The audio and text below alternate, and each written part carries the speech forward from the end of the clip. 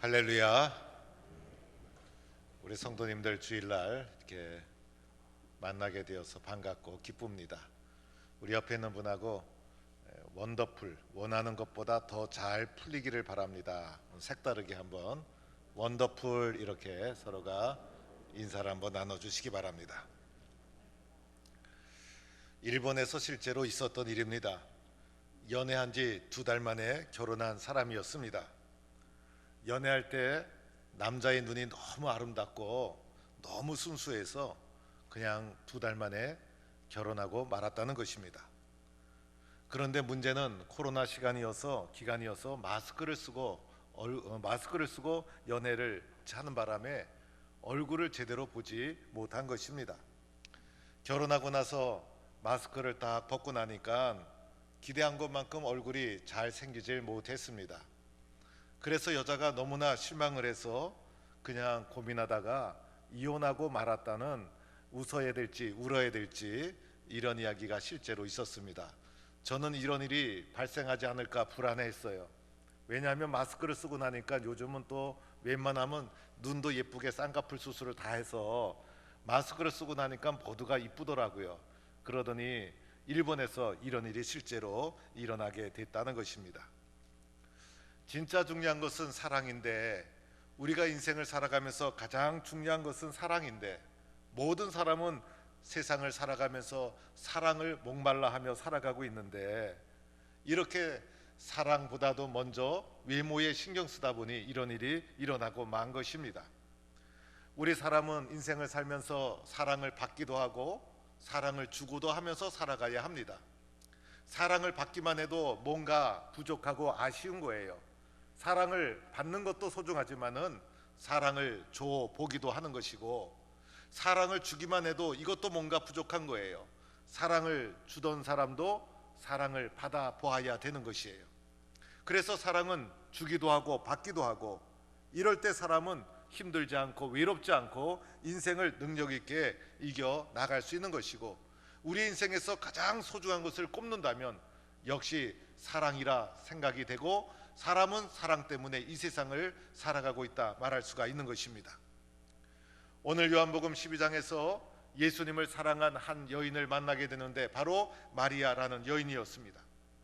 유월절 전에 예수님께서 벳세다라는 동네에 방문하게 됩니다. 이 벳세다는 예루살렘 동쪽에 있는 작은 도시고 갈람산에서 가까운 도시고 죽은 나사로를 다시 살리셨던 동네였습니다. 나사로를 살리신 사건이 오늘 12장 앞에 있는 11장에 나오죠. 이 나사로를 살렸을 때 이 동네가 얼마나 발칵 뒤집히고 얼마나 감동과 감격 속에 놀라운 사건을 이 동네 모든 사람들이 경험하게 된 거예요. 그런데 이 감동이 식기도 전에 12장에 예수님께서 또다시 이 곳을 방문하게 되니 온 동네가 난리가 나면서 예수님을 위하여 잔치를 베풀게 되었습니다. 일 잘하는 마르다는 일을 하며 섬기고 있었고, 나사로는 예수님 옆에 앉아 계셨고, 이럴 때 갑자기 마리아가 옥합을 들고 들어옵니다. 마리아의 손에는 옥합이 들려 있었고, 오늘 말씀해 보니 지극히 비싼 향유 곧 순전한 나드 한 근을 가지고 들어온 것입니다. 마태복음에서는 이 부분을 매우 귀한 향유 한 옥합 이렇게 표현하고 있고, 그래서 매우 구하기 힘든 것이고 비싼 것이고, 이 나드라는 것은 히말리아 깊은 산에서 이 식물의 뿌리에서 채취한 것인데 구하기도 어려워서 매우 비싼 향유가 바로 나드 향유였던 것이죠.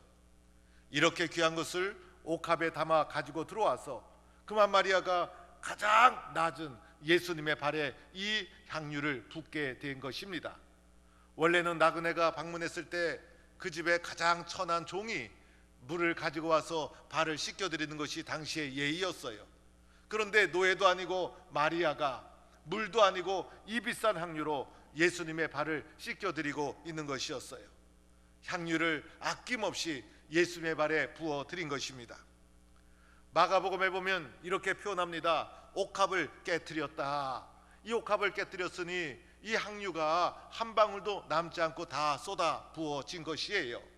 우리들은 이렇게 비싼 것이라면 한 방울 쓰기도 아까운데 도리어 예수님 앞에 마리아는 한 방울도 남기지 않고 다 쏟아 부었다는 것입니다. 그뿐만이 아니었죠. 자기의 머리털, 여자들은 머리가 얼마나 소중합니까? 그래서 여자들은 이 머리를 길게 기르고 이 머리를 지지고 볶고 못살게 굴고 또 머리를 귀하게, 이 머리에 얼마나 신경 쓰는지 몰라요. 그래서 이 머리털은 여자에게 있어서는 가장 존귀함의 상징이기도 한 거예요. 그래서 이 머리털을 가지고 예수님의 발을 닦아기 시작했다는 거예요. 사실은 깨끗한 수건으로 닦아줘야지 이 머리털로 닦게 되면 까끌까끌하고 뭐가 좋겠어요. 그러나 여기에는 상징적인 의미가 담겨 있는 것이죠. 가장 존귀한 머리털로 예수님의 가장 낮은 발을 닦아드리는데, 여기서 닦다라는 것은 광택을 내다라는 의미가 담겨 있는 거예요.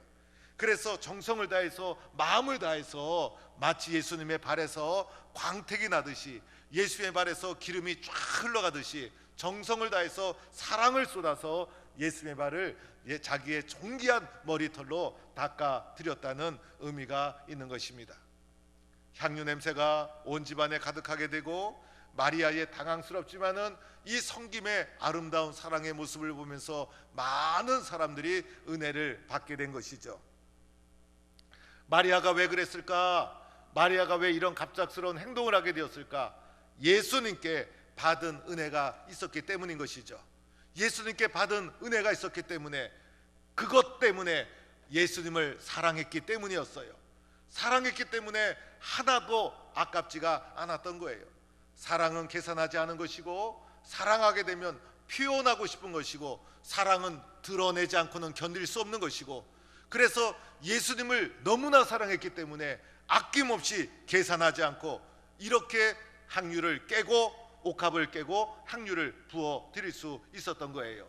여러분, 이때 이 마리아의 심령에 무슨 심령이었을까? 손해보는 심령이었을까? 그렇지가 않아요. 사랑을 쏟아부을 때 가장 사람은 행복해지는 것이죠.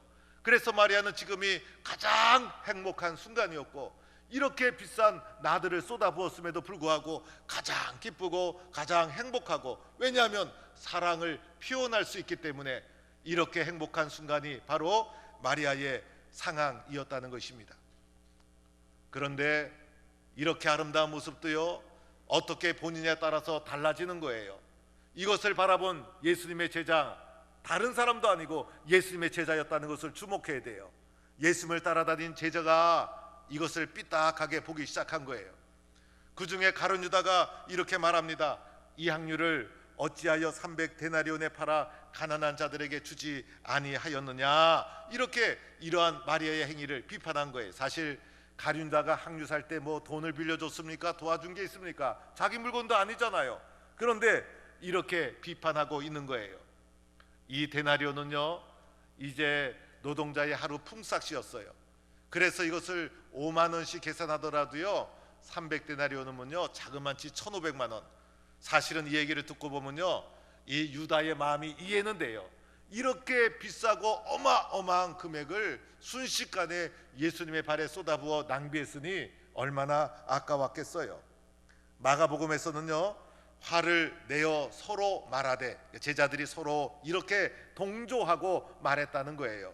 그리고 마태복음에서는 제자들이 붕괴하여, 그러니까 제자들이 복수로 나오고 있어요. 제자들이 이 모습을 보고 붕괴했다는 거예요. 그래서 이제 복수로 나오는 곳으로 보아서 가룟 유다 한 사람이 발언한 곳으로 성경에 나오지만은 이 가룟 유다의 말에 동조하는 제자들이 적지 않게 있었다는 것을 말해주고 있는 거예요.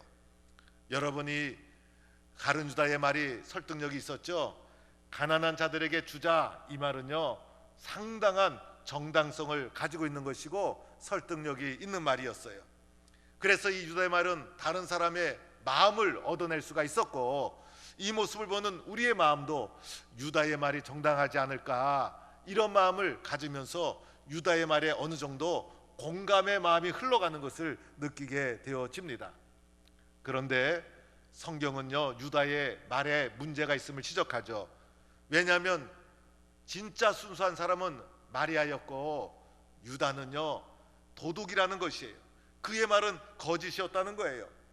유다는 정직하지 못한 사람이었고 겉과 속이 다른 사람이었어요. 말과 행동이 다른 사람이었어요.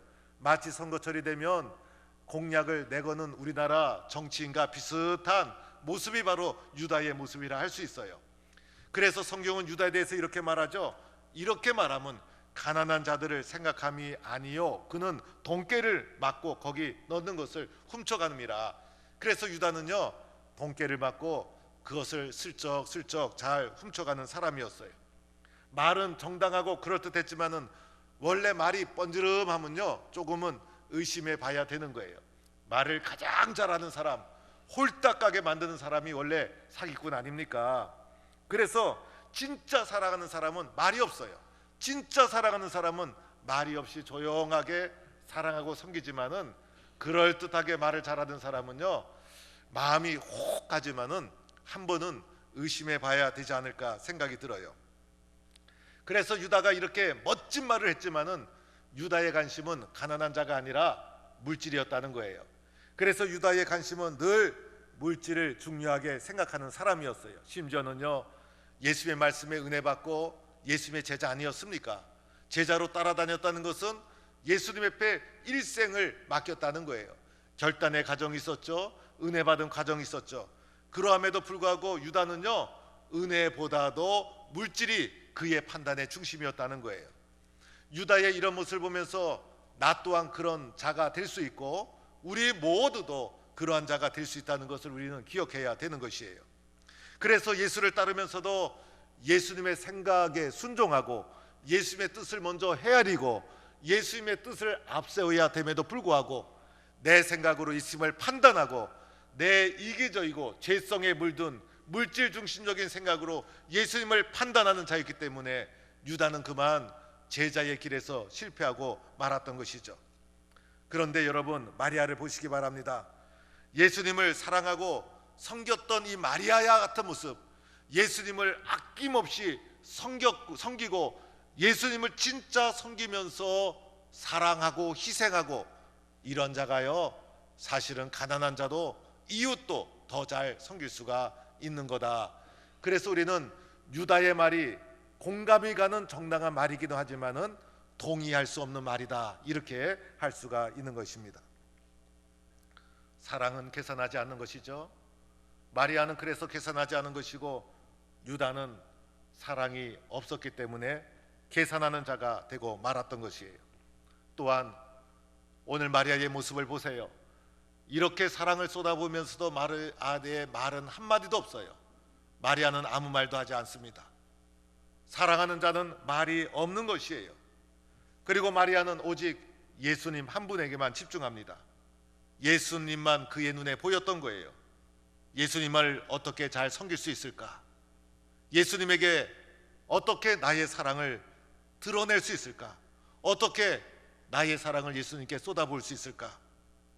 그래서 그 어떤 단어로도 설명할 수 없는 자신의 행위로 몸으로 예수님에 대한 사랑을 보여주고 있는 것입니다.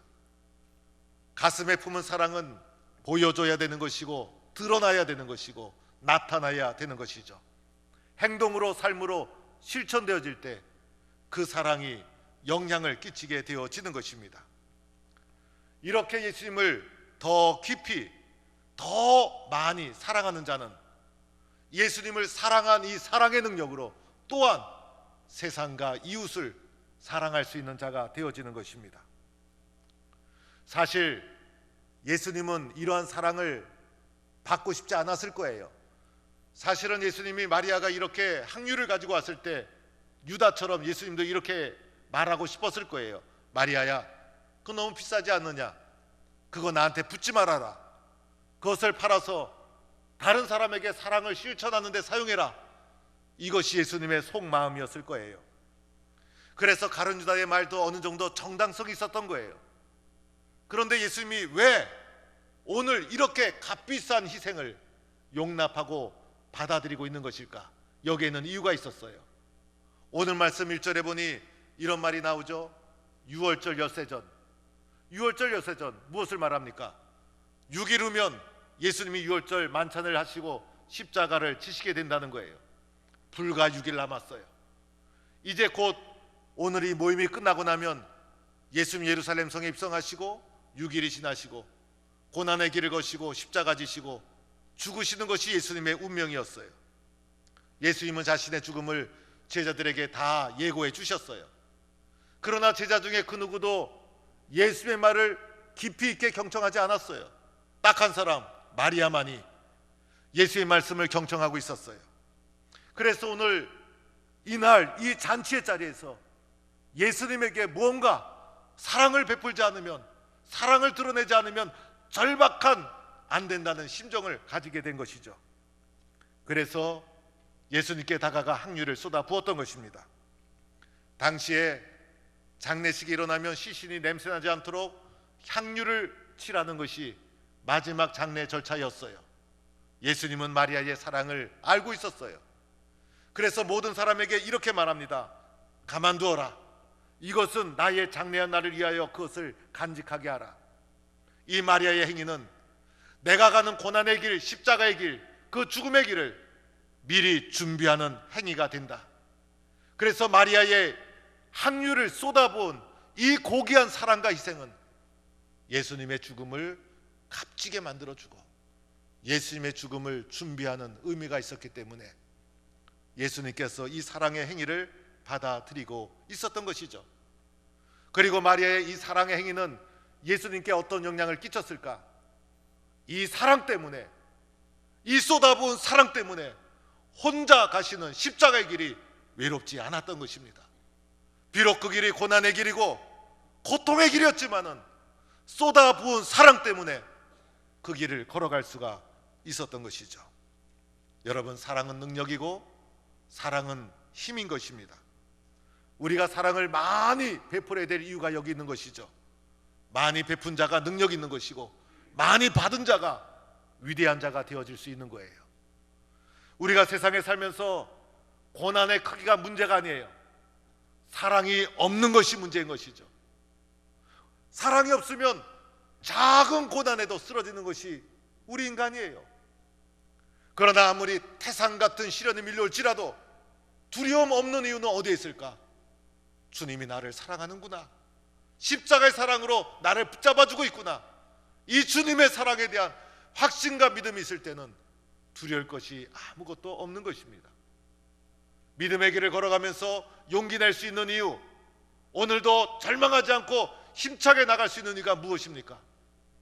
나를 사랑해주는 교회의 사랑, 성도의 기도의 사랑, 내 손을 붙잡아주는 가까운 믿음의 사람들의 격려와 사랑, 나에게 베풀어 주신 더 큰 사랑, 더 깊은 사랑이 오늘 이 세상을 이길 수 있는 능력이요 힘이 되어지는 것이죠. 따라서 우리들은 사랑 때문에 살아가고 있는 것이고, 인생을 살아가면서 우리가 할 수 있는 것이 있다면 예수님의 사랑을 받은 우리가 더 많은 사랑, 더 큰 사랑을 서로가 나누는 것입니다. 사랑이 힘이고 사랑이 능력이고 사랑 때문에 살아가는 것이고, 많은 사랑을 받은 사람은 큰 어려움도 이길 수 있는 것이고, 깊은 사랑을 받은 사람은 위대한 사람이 되어질 수가 있는 것입니다. 사랑 안에서 사람이 만들어지고 다듬어지게 되는 것입니다.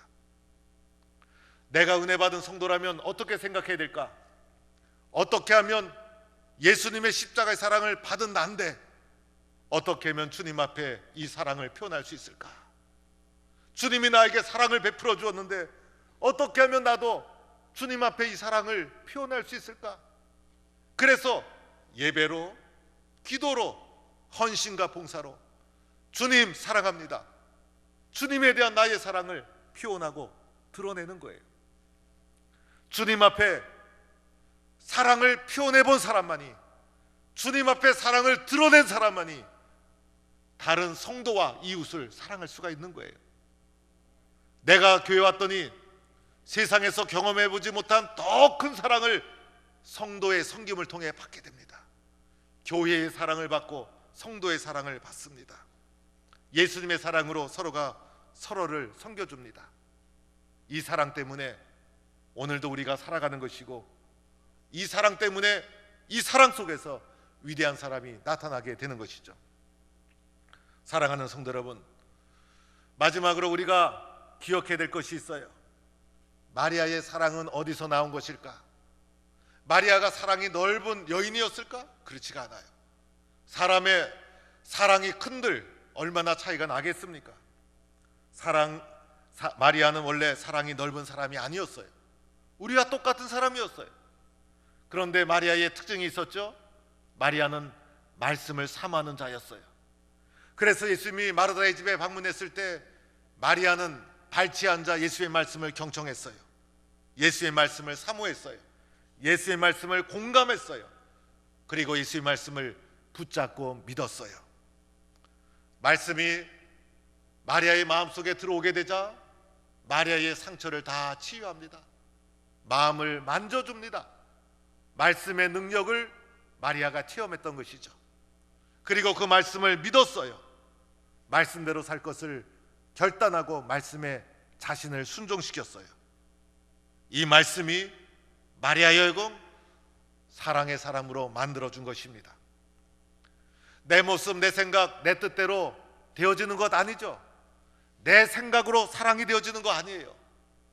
내가 먼저 예수님의 말씀에 사로잡혀야 합니다. 예수님의 말씀이 옛사람인 나를 변화시켜야 합니다. 하나님의 말씀이 나를 바꿔야 합니다. 말씀 안에서 십자가의 사랑을 경험해야 되는 것이죠. 이 주님의 사랑이 나를 사랑의 사람으로 만들어주는 것입니다. 따라서 우리들은 먼저 하나님의 말씀 앞에 엎드려야 합니다. 하나님의 말씀이 아니면 나는 변화되지 않습니다. 하나님의 말씀이 아니면 나는 새로워지지 않습니다.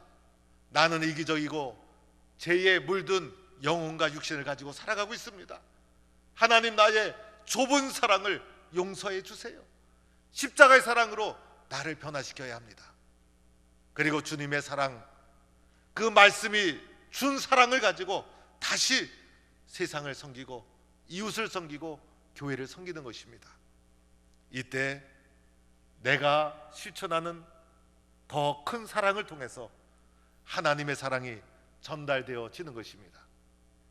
오늘도 믿음의 길을 걸어가면서 예수님이 주신 더 큰 사랑, 더 깊은 사랑을 많이 나누면서 영혼을 살리고 사람을 살리는 하나님의 사람으로 살아가는 동부의 성도가 되기를 주의 이름으로 간절히 축원합니다.